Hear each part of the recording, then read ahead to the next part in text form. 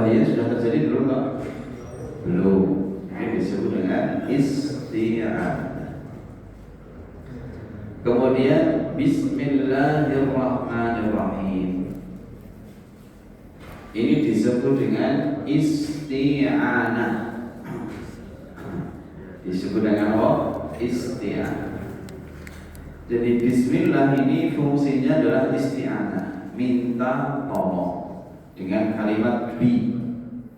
Dengan itu adalah fungsinya adalah minta tolong. Contoh misalnya kita mau tidur, baca doanya apa?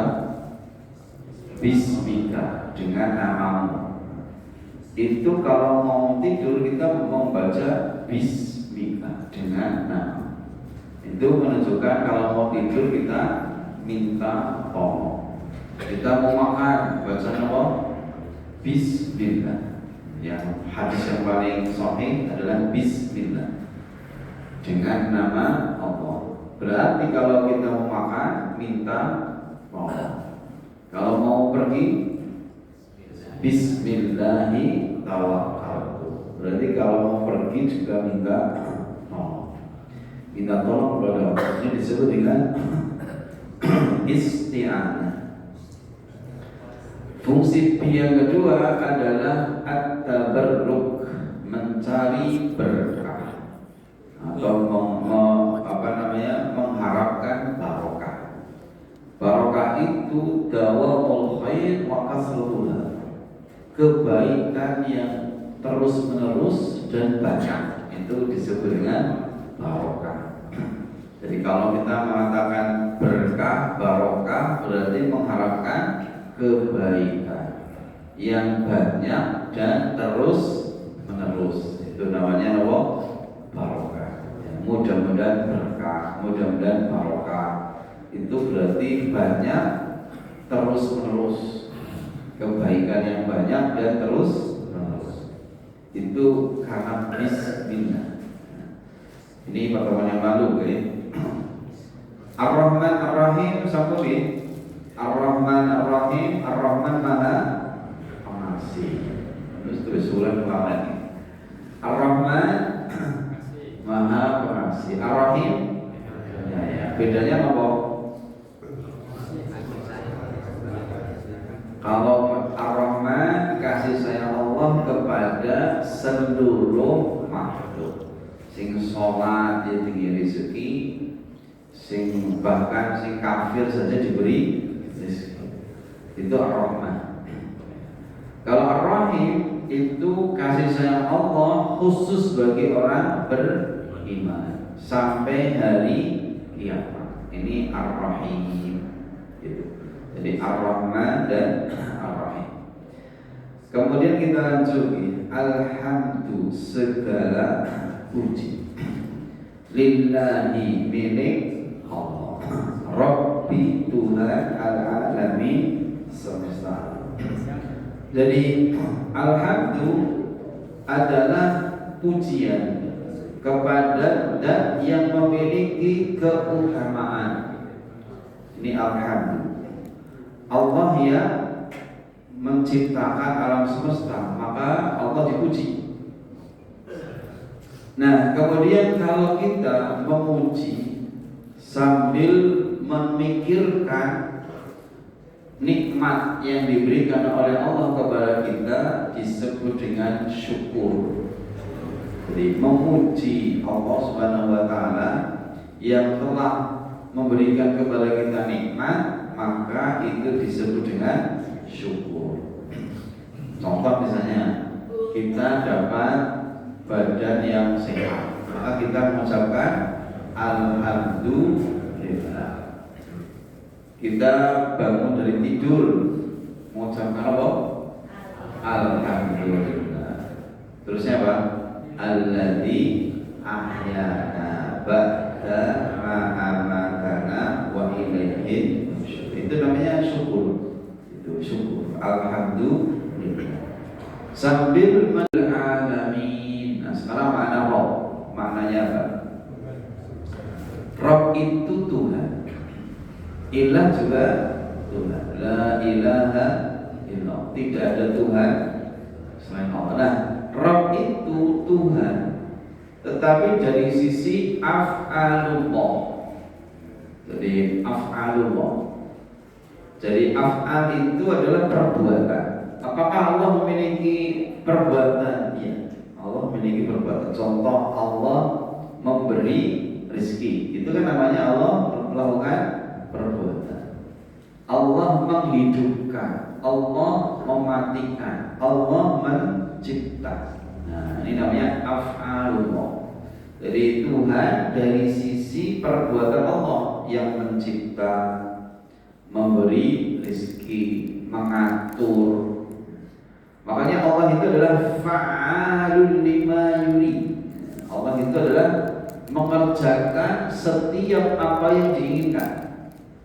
Yang diinginkan ya terjadi, yang tidak diinginkan tidak terjadi. Itu namanya dari sisi Rabb. Berarti segala sesuatu yang terjadi di muka bumi ini dikehendaki oleh Allah. Yang tidak terjadi berarti tidak dikehendaki oleh Allah Subhanahu wa ta'ala. Ini namanya Rabb. Allah yang mencipta, memberi rezeki, kemudian mengatur, menghidupkan, mematikan. Ini namanya Rabb.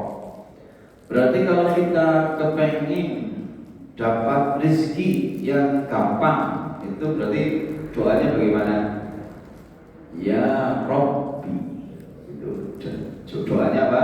Ya Rabbi. Contoh misalnya, Rabbi birli warhamni wajburni wahdini warzuqni. Rabbi birli warhamni, sayangilah aku, wajburni, cukupilah aku, supaya dicukupi bu rezekinya.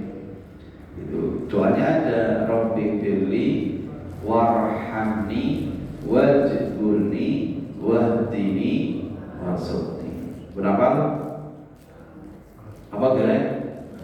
Apa doa duduk di antara dua sujud? Masa rapal? Rabbi birli warhamni wajburni wahdini warzuqni. Itu contoh. Jadi Rabbi itu kalau kita minta sesuatu boleh atau disunahkan menggunakan kata Rabb. Rabbi, ya Tuhan. Karena yang memberi rezeki, menghidupkan, mematikan dan seterusnya. Seperti itu ya. Nah, kemudian Allah berarti ini yang menghidupkan, mematikan, mengatur. Bahkan Allah itu adalah yang memiliki Al-Malik. Allah yang memiliki. Ini Rabb. Jadi makna Rabb adalah Al-Khaliq, Al-Malik, Al-Mudabbir. Allah yang menciptakan, mengatur, yang memiliki. Bahasa Jawanya ya sing gawe, sing duwe, sing ngatur gitu. Kalau dunia kan gak ada orang yang cuman gawe tok, cuman buat gedung, tapi sing duwe apa tuh? Tukang kan gawe tok. Tukang kan hanya buat. Terus sing gawe orang duwe, tapi sing duwe orang milu gawe gitu. Yang ngatur juga orang lain lagi. Sing duwe juga jarang paling ono. Nah, Allah Subhanahu wa ta'ala yang mencipta, yang memiliki dan yang mengatur semua. Allah Subhanahu wa ta'ala. Ini mana dari Rabb. Nah, al-alamin berarti yang mencipta alam. Al-alamin itu apa? Al-alamin adalah siwallahi, selain Allah itu alam. Jadi selain Allah adalah alam. Jadi selain Allah ada alam malaikat, ada alam jin. Itu semuanya makhluk. Semuanya makhluk. Malaikat itu jumlahnya sangat banyak. Jadi malaikat itu jumlahnya sangat banyak. Ada malaikat itu di Baitul Izzah, di Di langit itu ada semacam Ka'bah ya. Itu malaikat itu 70.000 masuk ke situ, ya, masuk ke situ kemudian tawaf dan tidak pernah keluar ke situ lagi. Jadi masuk, tawaf, kemudian keluar dan tidak pernah ke situ lagi dan tiap hari. Nah, setiap hari adalah 70.000. Nah, kalau di kita ini malaikat itu tawafnya cuma sekali Pak seumur hidup. Kalau kita itu bisa tawafnya bisa berkali-kali kalau di Masjidil Haram. Nah, bahkan umroh saja bisa lebih dari 1 kali. Bahkan haji bisa lebih dari 1 kali. Nah itu kalau malaikat nggak bisa Pak. Itu ini nikmat manusia. Takdir umurnya pendek ya tetap kadang-kadang jalanan sedikit jadi meninggal dunia gitu. Itu seperti itu. Makanya kadang-kadang ada yang komentar, "Hai sing riyo malah orang meninggal sing sehat malah meninggal." Itu kadang-kadang ada ya. Karena itu memang takdirnya, takdir gitu. Nah, jadi berarti ini yang atur semua adalah Allah Subhanahu. Ini disebut dengan Rob. Karena umur itu yang atur itu bukan kita. Yang atur umur adalah Allah Subhanahu wa taala. Jadi itu termasuk nikmat rezeki. Ya, umur, ya, bahagia, sengsara itu adalah takdirnya Allah Subhanahu wa taala. Nah, itu alam ya, alam. Dan kita semua itu adalah alam. Ada alam malaikat, alam manusia, alam tumbuhan, hewan, itu semuanya makhluk. Nah, semua makhluk itu yang menciptakan adalah Allah, yang mengatur itu juga Allah. Semua makhluk itu Allah tahu persis kondisinya. Misalnya yang hadir di masjid ini berapa? Jadi yang hadir di sini berapa? Allah tahu. Kemudian kira-kira yang di sini itu rambutnya yang putih berapa, yang hitam berapa? Allah tahu nggak? Tahu, gitu. Jadi kan orang ngerti rambut yang putih berapa, rambut ini nambah putih ya. Ada orang yang meninggalkan dunia hitam rambutnya, karena banyak yang jadi putih, misalnya gitu. Itu Allah yang atur, itu. Jadi Allah yang mengatur jam ini mau ngapain, jam ini mau ngapain, itu Allah yang mengatur. Kita itu hanya berencana nanti jam 7 misalnya ke kantor, setengah 7 berangkat sampai kantor ya jam 7 lah. Itu kan kita yang berencana. Tetapi yang memastikan semua itu adalah Allah Subhanahu wa taala. Itu namanya Al-Mudabbir. Al-Mudabbir. Dan kita semua diatur oleh Allah Subhanahu wa taala. Allah mengatur matahari. Matahari itu adalah makhluk. Terbit jam berapa, terbenam jam berapa, itu Allah yang atur. Dan terbit sekarang tanggal 10 bulan apa? Juli tahun 2026. Itu terbitnya sama persis dengan tanggal 10 Juli tahun 2027. Nah, gitu. Kalau nggak percaya cek. Gitu.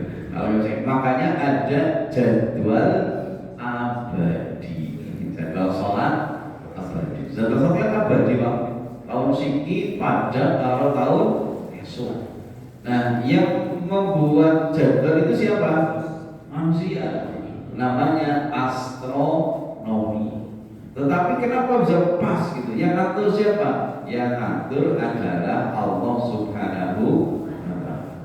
Matahari mulai terlambat.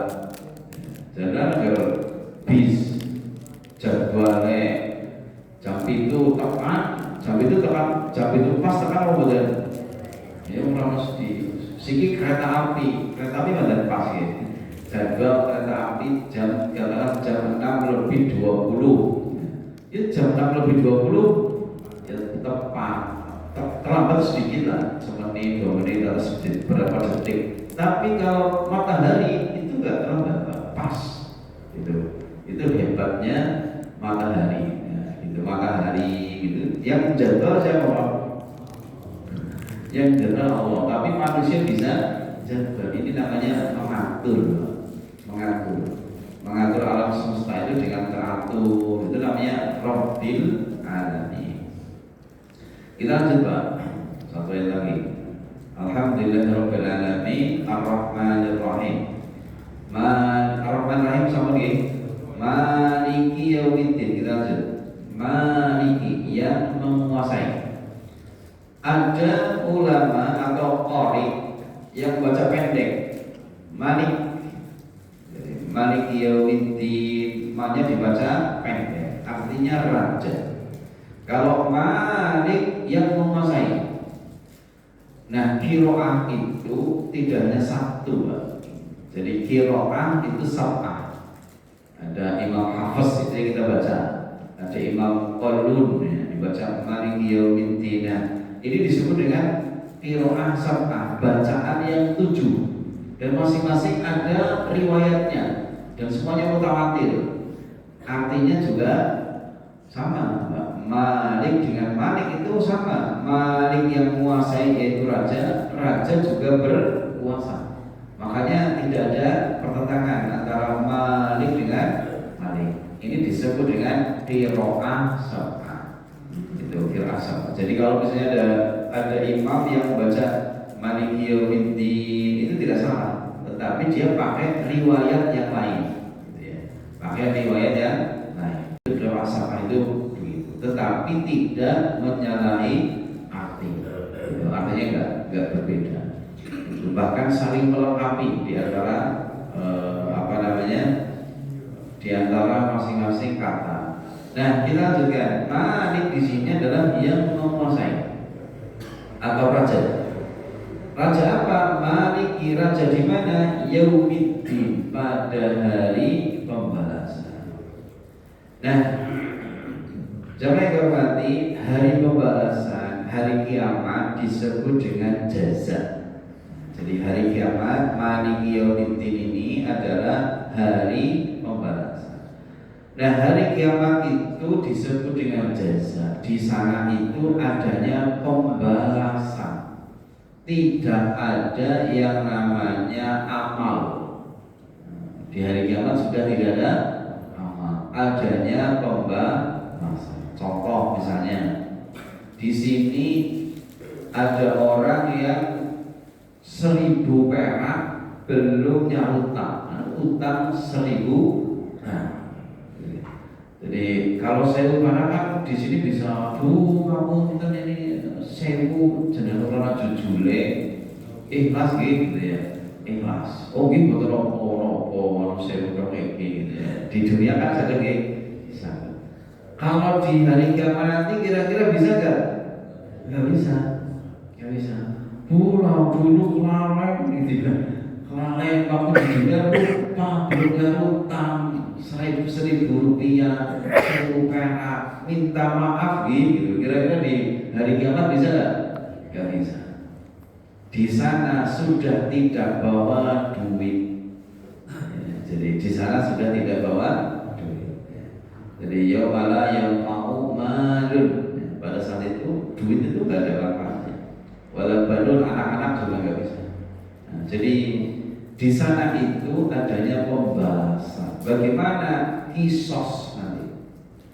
Kisos berarti nanti di sana itu di hari kiamat itu adanya adalah kisos. Berarti tetap 1.000 itu harus dikembalikan.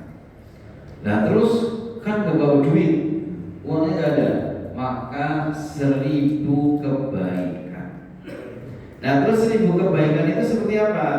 Ya dilipat gandakan. Jadi disebutkan dalam surat Al-Baqarah, masalul ladzina yunfiquna amwalahum fi sabilillah kamatsali habba. Perumpamaan orang yang berjuang atau berinfak di jalan Allah seperti biji. Ambatan sab'a sanabil, menumbuhkan 7 tangkai. Fikul disumbulatin ni atau habba, setiap tangkai menumbuhkan 100 biji.